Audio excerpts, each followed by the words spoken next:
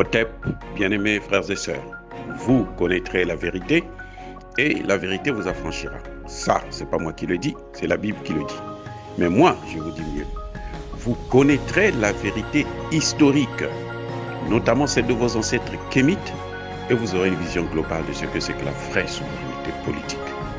J'ajoute, vous reviendrez à la spiritualité africaine ancestrale et vous comprendrez les enjeux de l'indépendance économique. Et pour terminer, vous accepterez votre identité culturelle kémite et vous obtiendrez deux choses. La première, c'est la paix. La seconde, c'est le développement, à une condition. L'unité de toute l'Afrique noire, l'unité de tous les Noirs du monde entier.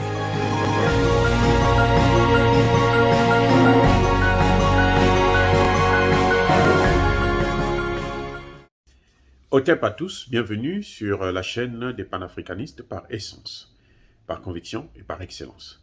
Celle des citoyens kémites par nécessité et obligation de combat.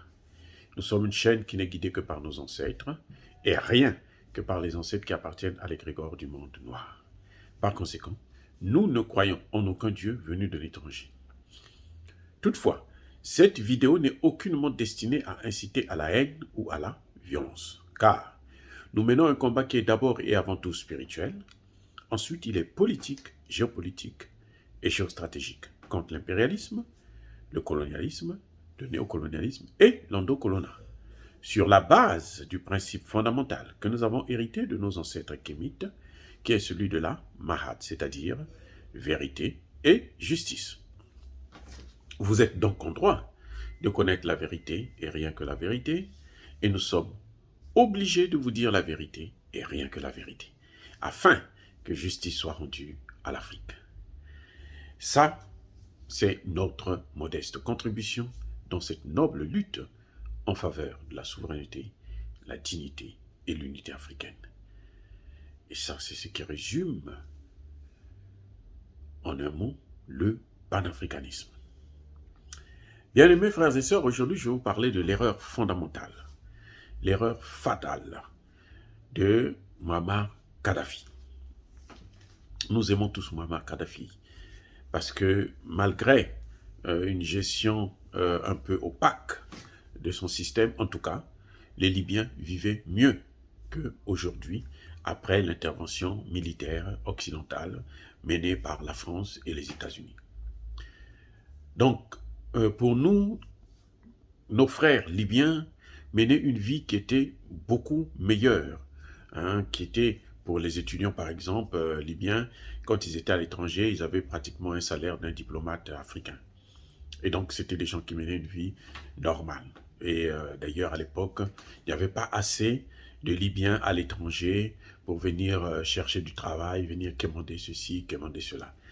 Donc, c'était une Libye où le coût de la vie était à la portée de tout le monde, où la vie sociale était vraiment considérée. Mais le colonel Kadhafi avait commis une grave erreur. Une erreur grave. Que, avant lui, Pascal Lissouba avait commise. Cette erreur, c'est laquelle? C'est de se laisser bercer, se laisser berner par les Occidentaux, notamment par la France. Je crois l'avoir déjà dit dans une de mes vidéos, c'est que les Français, même Emmanuel Macron, vous pouvez le voir demain venir essuyer les chaussures de Assimi Goïta. Ce n'est pas pour dire qu'il aime maintenant Assimi Goïta, et maintenant il va faire tout pour aider Assimi Goïta, il va avoir de bonnes relations avec lui. Non, ce ne sera jamais le cas. Parce qu'il y a un principe, c'est que la France-Afrique ne pardonne jamais. Donc si vous voyez aujourd'hui Emmanuel Macron faire des beaux yeux, des beaux sourires, faire des éloges de Assimi Goïta, c'est que Assimi Goïta est foutu. Et c'est que eux sont eux-mêmes qui vont le tuer. Mais il en fait avec Idriss Déby Itno. Idriss Déby Itno, vous voyez comment les Français parlaient de lui, les hommes politiques français, que c'était, il avait une bonne armée, il a une bonne armée, et puis il a une rébellion qui n'arrive pas à vaincre. Ça c'est quoi, se moquer des gens? Et Idriss Déby est tombé dans le piège. Nos leaders ont tendance à penser qu'il faut qu'ils puissent être soutenus par la France pour qu'ils puissent être reconnus comme étant des grands leaders. Je répète, les leaders africains ont tendance à penser que c'est la France qui doit les évaluer et non le peuple de leur propre territoire, le peuple qu'ils gouvernent. C'est l'erreur, je venais de le dire, de Idriss Déby, c'est l'erreur de Pascal Lissouba, c'est l'erreur de Muammar Kadhafi. Kadhafi achetait la plupart de ses armes en Russie. Il avait donc de bonnes relations, des accords de défense avec la Russie. En tout cas, en ce qui concerne l'achat d'armement. Peut-être pas d'intervention, mais l'achat d'armement. Donc la Russie lui fournissait tout. D'abord l'ex-URSS, puis après la Russie. Et il était en froid avec les Occidentaux. Un jour, Kadhafi va quitter la Libye pour venir en France, à l'époque de Nicolas Sarkozy. Tout le monde se souviendra de cette journée où Kadhafi ces jours où Kadhafi a installé ses tentes pratiquement au pied de la tour Eiffel. Et c'est là qu'il vivait et qu'il recevait des hommes politiques français de tous bords, ainsi de suite, quel que soit leur grade. C'était vraiment la grande fête, c'était l'amour fou, c'était la lune de miel, où on le caressait dans tous les sens, on lui disait tout ce qu'il voulait entendre et tout. Et Kadhafi s'est jeté dans leurs bras.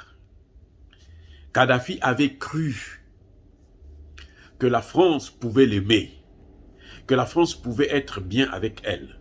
Kadhafi avait oublié que la France n'a pas d'amis, elle n'a que des intérêts. Écoutez bien, ça c'est valable pour tous les hommes politiques africains. La France n'a pas d'amis, elle n'a que des intérêts. Kadhafi va repartir avec des gros contrats qu'il va après, pour certains, renier. Ils disent non, mais je ne veux pas dépenser d'argent pour les avions militaires français qui ne valent absolument rien. Donc là, il va se ressaisir un peu.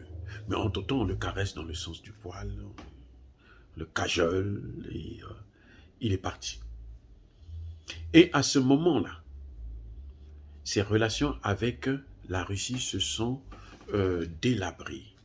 Hein? C'est-à-dire qu'il n'avait plus la même relation qu'il avait avec la Russie.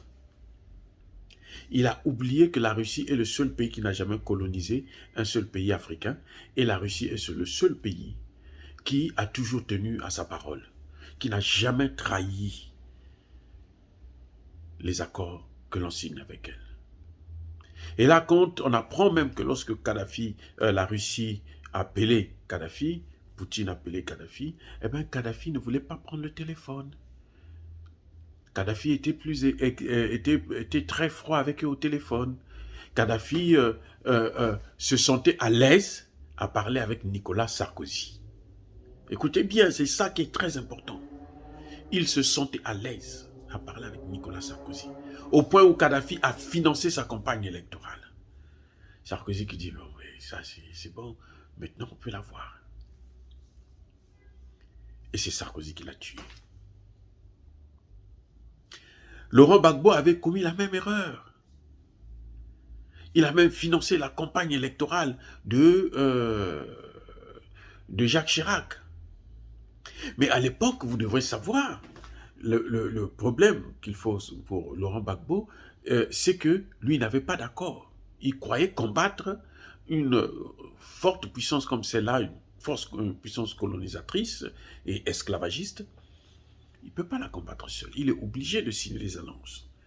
Ça, c'est la mondialisation. Il est obligé d'avoir une alliance pour pouvoir venir à bout de ces gens-là. Il ne l'avait pas fait, malheureusement.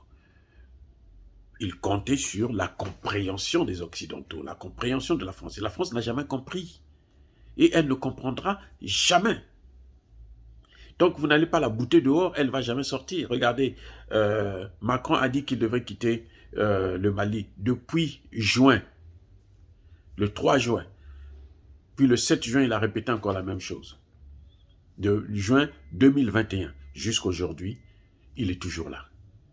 Donc, ce n'est pas des gens qui tiennent leur parole. Ils vous disent des choses qui sont valables au moment où ils le parlent parce qu'ils ont un intérêt, ils ont envie de convaincre un certain nombre d'auditoires. C'est tout. Pascal Lissouba a eu les mêmes problèmes. Les Américains l'aident avec Oxy. Il rentre dans le capital du pétrolier, le capital pétrolier du Congo. Et à part la suite, c'est le même Pascal Lissouba qui va s'attacher à Jacques Chirac. Ah, mon ami Chirac, mon ami Pascal, c'était la belle vie, ainsi de suite. Entre-temps, Chirac n'a jamais oublié le coup qu'il avait fait en prenant une partie du territoire du pétrole congolais et donné ça aux Américains. Les Américains ont pris le même contrat là, ils ont vendu ça à la France, à Elf, qui est devenu aujourd'hui Total. Ça n'a rien changé. La France, Pascal Lissouba a triché dans les appels d'offres pour donner à Jacques Chirac ce qu'il voulait. Un contrat avec un autre puits de pétrole qu'il venait de découvrir, celui de Moho.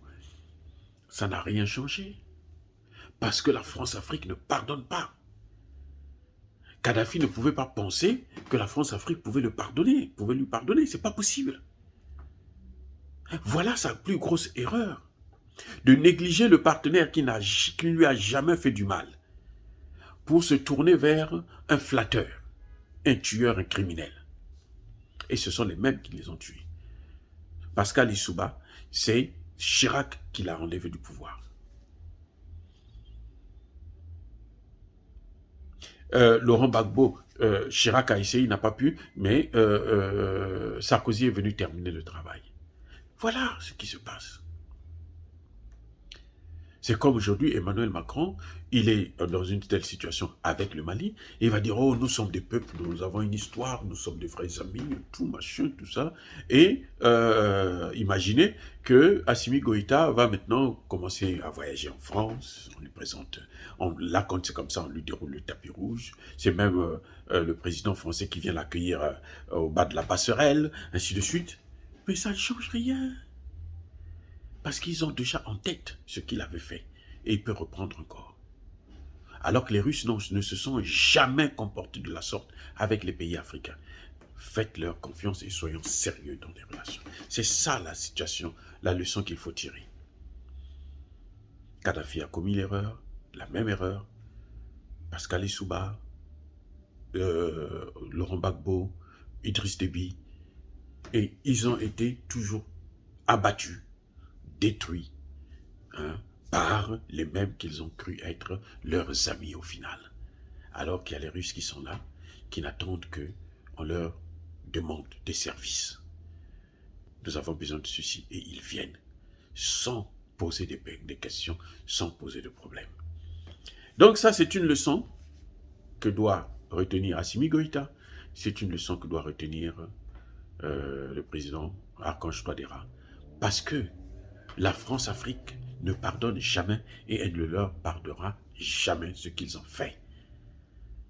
Dire cela, c'est inciter à la haine ou à la violence? Non. Notre seul souci, c'est l'émancipation du continent africain. Nous sommes une force tranquille, nous assumons nos propos. Ya pas colère ve, ya malembe. Soyez bénis les gars par le Dieu des Kémites. J'ai dit.